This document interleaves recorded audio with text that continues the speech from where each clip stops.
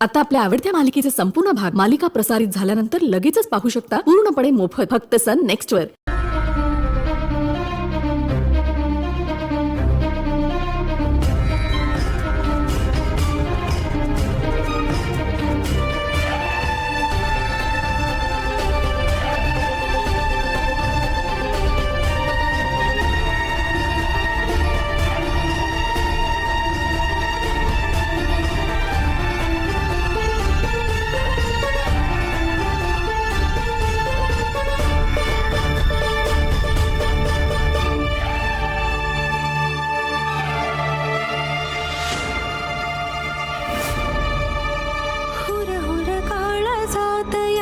शीत घेना बाबा उसवून जीव घाव नको घालो बाबा।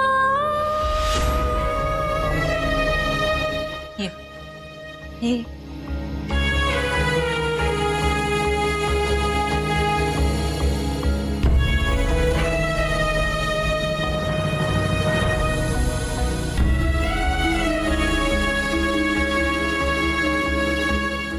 उदय कर साई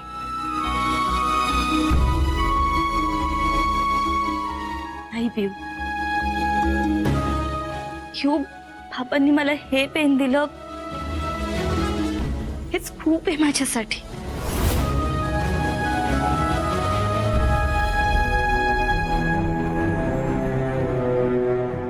आणि बाबांची इच्छा आहे तू सही करावीस,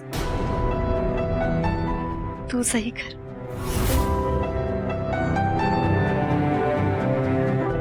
नाही तू माझी मोठी बहीण आहेस ना, मग साईन कर। तुझं माझ्यावर प्रेम आहे की नाही अप्पूताई? हे काय बोलतेस तू? अगं मग आम्ही सगळे सांगतोय, मी सांगतेय, मंजू सांगते, आजी सांगतेय, मग कर ना प्लीज। अप्पू कर सही। आम्हाला सगळ्यांना खूप आनंद होणार आहे तुला या पोझिशनवर बघून। तुझा अभिमान वाटेल का आम्हाला?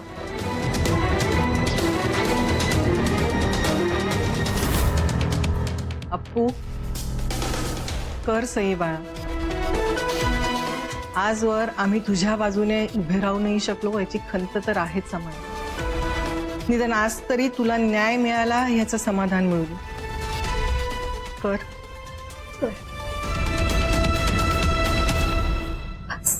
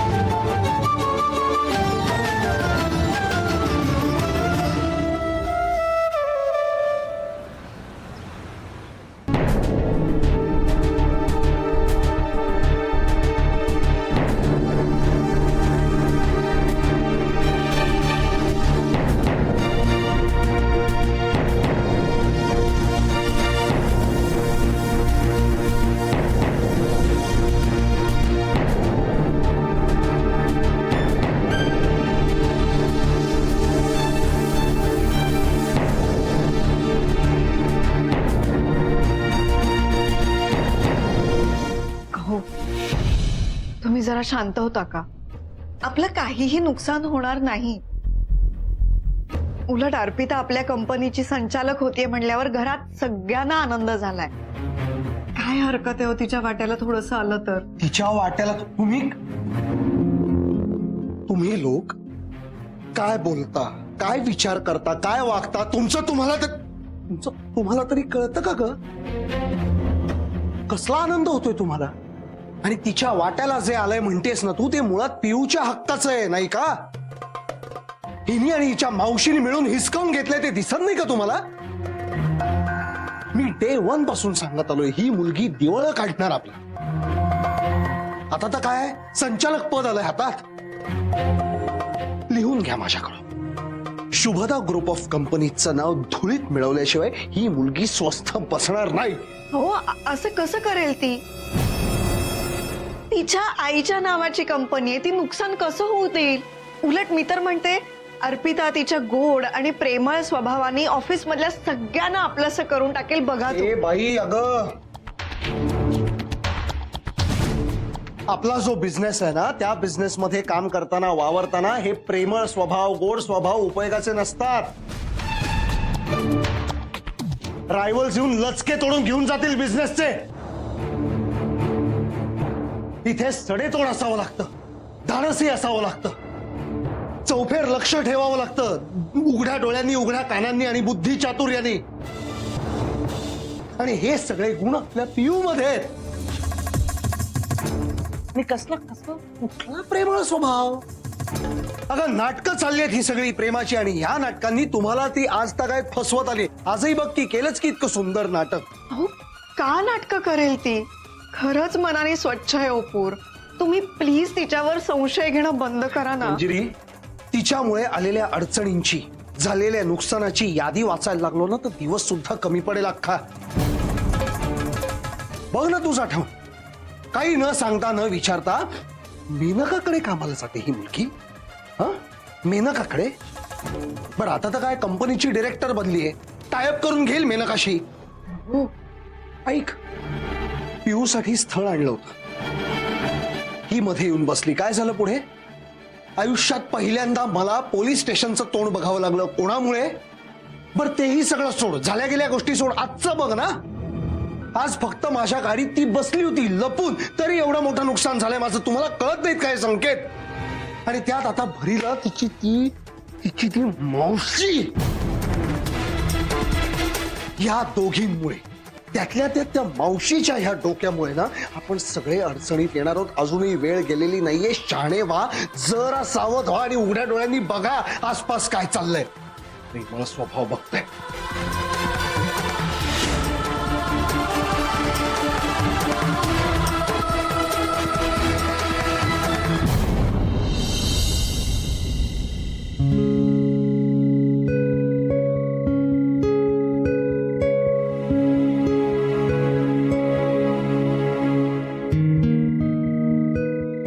अर्पिता, अर्पिता ग, वाचलेत बघ किती. म्हणजे इतक्या रात्री तू बाहेर काय करतेस? झोप लागत नाहीये का? अर्पिता हे बघ, मला तुला सॉरी म्हणायचंय. आज जे काही झालं ना त्यामध्ये खरंच माझी चूक नव्हती अगं. हे बघ माझा नाईलाज होता. राज, दुसरा काही पर्याय होता का आपल्याकडे? पण अर्पिता, मला माझ्या मनाविरुद्ध खोटं बोलावं लागलं. आणि तुला माहितीये ना, जर मी खोटं बोललो नसतो ना तर गौतम सरांना माझ्यावर डाऊट नक्की आला असता. मी तुला पैसे द्यायचाही प्रयत्न केला पण गौतम सरांनी मला थांबवलं. हे बघ मला माहितीये तू रडत रडत पायी घरी आली असशील, त्यासाठी खरंच सॉरी. खरंच सॉरी. नाही, मला कळतंय हे सगळं करणं तुझ्यासाठी खूप गरजेचं होतं. तुला बाबांजवळ राहणं खूप गरजेचं आहे. माझ्यासाठी नाही तर बाबांच्या रक्षणासाठी. आणि तू त्यांचा विश्वास जिंकलायस. मला खूप अभिमान वाटतो तुझा. थँक्स अर्पिता. मगाशी तू कुठल्या तरी विचारात होतीस. काही झालंय का? शिवराज, अरे आजीने तिचं घर, संपत्ती सगळं माझ्या नावावर केलं. हे सगळं तिने तिच्या इच्छेने दिलं म्हणून मी एक्सेप्ट केलं. पण युवराज, आज बाबांच्या विरोधात कंपनीची डिरेक्टर म्हणून सही करताना खरंच खूप त्रास झाला रे.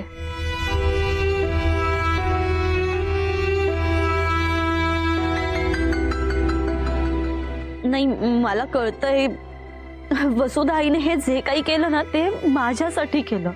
मला माझा हक्क मिळावा म्हणूनच भांडली ती. पण हे असं बाबांना दुखावून पिऊचा हक्क तिच्यापासून हिसकावून काहीच नकोय मला.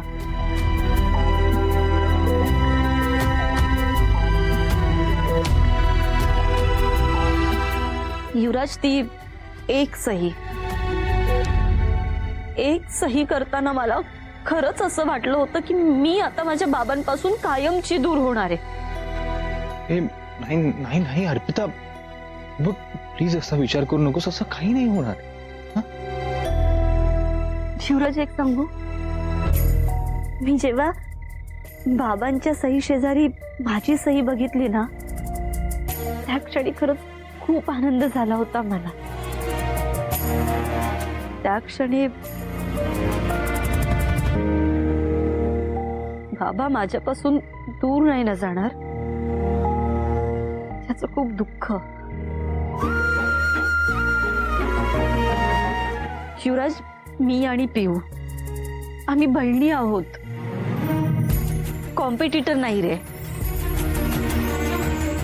मला ना खरंच कळत नाहीये देवाने नक्की काय वाढून ठेवलंय माझ्या नशिबात, काय होणार आहे माझं. वसुधा आईने घाई नाही ना रे केली. ज्या पद्धतीने आज वसुधा मावशी वागली त्यामुळे माझा संशय अजून बळावतोय. सरांचं म्हणणं खरं होतं. ही बाई इथे कटकारस्थानं करून सगळी नाती विस्कटून टाकेल की काय याचीच भीती वाटते.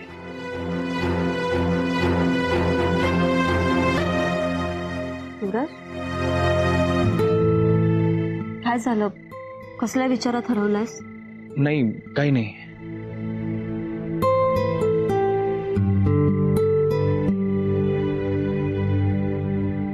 अर्पिता, तुला आठवतंय तुझ्या आजीने आपल्याला देवाबद्दल सांगितलं होतं आणि तेव्हा तिने तुझ्या आईचं उदाहरण दिलं होतं. तुझ्या आईमध्ये धैर्य, आत्मविश्वास, निर्णय घेण्याची क्षमता आणि त्या गोष्टीवर ठाम राहण्याची कुवत होती. अर्पिता ग, तुझ्या आजीसारख्या इतक्या अनुभवी माणसाचा प्रत्येक शब्द मोलाचा असतो. आणि गंमत काय माहितीये, ह्या अशा माणसांच्या ना प्रत्येक वाक्याचा ना वेगळा अर्थ असतो. त्याचा एकच अर्थ नसतो, तो आपल्याला शोधायचा असतो. अर्पिता, तू फक्त गौतम जहागीरदारांची मुलगी नाहीयेस, तू त्याहून खूप जास्त आहेस. तू तुझ्या कमला आजींची नातही आहेस आणि तुझ्या शुभदा आईची मुलगी सुद्धा आहेस.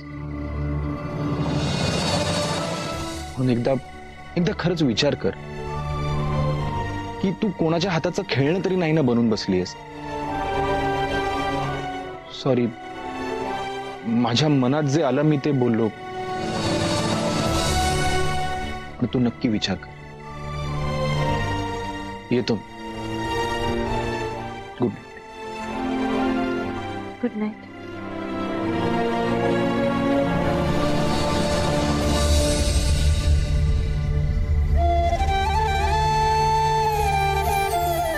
आणि अर्पिता, बघ रात्र खूप झाली आहे, स्वतःला त्रास करून घेऊ नकोस. झोप लवकर.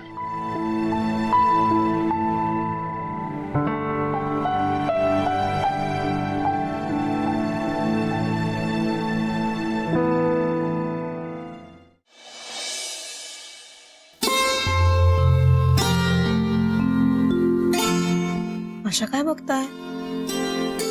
मंजिरी, तू भाजी चिरताना असं जवळ ठेवून चिरतेस, पण मी कांदा कापताना अशी लांब ठेवून कापते. म्हणजे काय? त्यांनी डोळ्यात पाणी येणार आहे तुमच्या. भेंडीनी मला काय त्रास होणार आहे? एवढं कळतंय ना तुला, पण मग वळत का नाहीये? चिमण्यांच्या घरट्यात कुणी गरुड आणून ठेवेल का? आई, काय बोलताय तुम्ही? मंजिरी, मी वसुधाबद्दल बोलते. ती कितीही चांगली असली तरी तिचे विचार वेगळे, संस्कार वेगळे. दूध आणि मीठ कोणी एकत्र करतं का? मिठाचा एक कण जरी दुधात पडला तर दूध वायाच जाणार ना. तसंच काही काही गोष्टी वेगळ्या ठेवण्यातच भलाई आहे. आई, वसुधाताई या माझ्यासाठी शुभदाताईंची सावली आहेत. आई गेल्यानंतर आईनी अर्धी प्रॉपर्टी माझ्या नावावर केली. वसुधाताई एकट्या पडल्या. आपण काय त्यांना वाऱ्यावर सोडून येणार होतो का? बरोबर आहे तुझं. अगं ती शुभदाची बहीण आहे, त्यामुळे आपण तिची जबाबदारी नाकारत नाहीच आहोत. आपण तिची काळजी घेऊच, पण त्यासाठी आपण तिला वेगळं घर घेऊन देऊ शकतो ना. हे बघ, अर्पिता लहान असल्यापासून आपण तिची किती काळजी घेतलीये, आपण तिच्यावर किती प्रेम केलंय हे वसुधाला कळतच नाहीये. तिला सतत असं वाटतंय की तू आई म्हणून कमी पडलीयस. ती तुला सावत्र आईच मानते अर्पिताची, आणि म्हणून तर घरात वाद होत आहेत ना. आता कालचंच उदाहरण घे. मला मान्य आहे वसुधाने जे केलं ते अर्पिताच्या भल्यासाठी, पण ज्या पद्धतीने केलं ते, अगं तू विचार कर मंजिरी. आपलं कुटुंब जर का टिकवायचं असेल तर वसुधाला दूर गेलंच पाहिजे. मंजिरी, गप्प का बसले? तुम्ही अगदी यांच्यासारखं बोलताय. यांचंही हेच म्हणणं आहे. पण आई, शुभदाताईंच्या आईंना मी वचन दिलंय की वसुधाताईंची काळजी मी घेईन, त्यांना सांभाळीन. असं वसुधाताईंना घरापासून लांब ठेवून मी कशी सांभाळणार आहे त्यांना? हे माझं कर्तव्य आहे. आणि त्या बदल्यात वसुधाताई जे काही वागतील ते सहन करायला मी तयार आहे. मंजू, अगं आई, मी आलेच.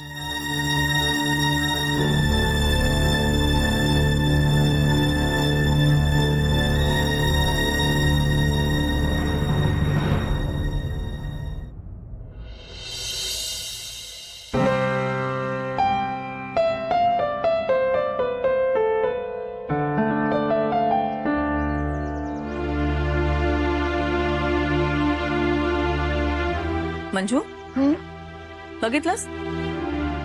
इतक्या वर्षात तुला जे जमलं नाही ते मी काही दिवसांमध्ये करून दाखवलं.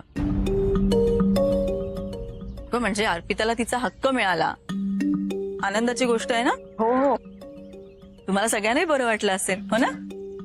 नाही का तुम्हाला असं वाटतंय की मी प्रियाचा हक्क हिरावून घेतलाय? नाही, अजिबात नाही. नाही म्हणजे मला मान्य आहे हा की तू खरंच तिला आईचं प्रेम दिलंयस, आणि खरी आई ती असते जी आपल्या मुलीच्या हक्कासाठी लढते, तशी मी लढले. आणि जिला ते जमत नाही, भले तिने किती माया लावली ना तरी तिला म्हणतात सावत्र आई. अगं हे बघ, हे मी नाही म्हणत ग, जगाची रीतच आहे तशी. पण तू काळजी करू नकोस, मी आहे ना. मी अर्पिताच्या बाजूने उभी राहीन, तिची खरी आई म्हणून, माझ्या बहिणीच्या मुलीची सख्खी आई.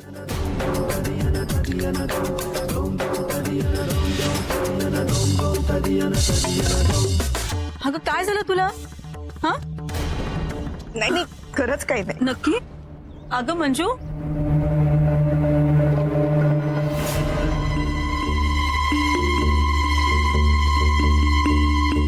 वसुधाई, तू आता आईला काही बोललीस का? नाही, ती अशी रडत का गेली आतमध्ये? काय झालं? अगं बाळा, काहीच नाही झालंय. नाही काय आहे ना, मी तिला फक्त तिच्या कर्तव्याची जाणीव करून दिली ना, म्हणून जरा हळवी झाली. अगं ती, अगं मी तिला फक्त एवढंच दाखवून दिलं की मी जे केलं ते तिने आधी केलं असतं तर तुझ्या बाबांनी तुझा आधीच स्वीकार केला असता. काही चुकीचं बोलले का मी? वसुधा आई, अगं आई आजी खूप प्रयत्न करतात, पण बाबाच मला त्यांची मुलगी मानत नाहीत. त्या नेहमी भांडत असतात माझ्यासाठी, पण बाबा कोणाचंच ऐकत नाही. नाही म्हणजे बघतेस ना तू. ऐक ना, तू आईला यापुढे असं काहीही बोलू नकोस ज्यामुळे तिला त्रास होईल, ती दुखावेल. प्लीज. अगं बाळा, मी का करेन असं? बरं मला सांग, ही सगळी आपली माणसं आहेत की नाही? मग आपल्या माणसाला जर बरं नसेल तर आपण काय करतो? आपण डॉक्टरकडे घेऊन जातो. मग डॉक्टरांनी जर एखादा जालीम उपाय सांगितला तर तो करावा लागतो ना. तसंच काहीसं झालं. आणि हे बघ, खरं सांगू, मलाही कळतंय ग, मंजिरीच्या मनात काहीच पाप नाहीये. पण मग कधीतरी मी तिच्या चुकांची जाणीव करून दिली, त्यात माझं काही चुकलं का? मी काही पाप केलंय का? आणि तिने सुद्धा तिच्या नवऱ्याच्या वागणुकीतली चूक दाखवून द्यायला हवी ना.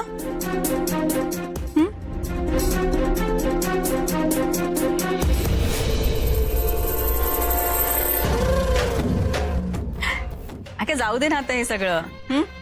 20 वर्षानंतर तुला तुझ्या आईच्या नावाच्या कंपनीमध्ये तुझं स्थान मिळालंय.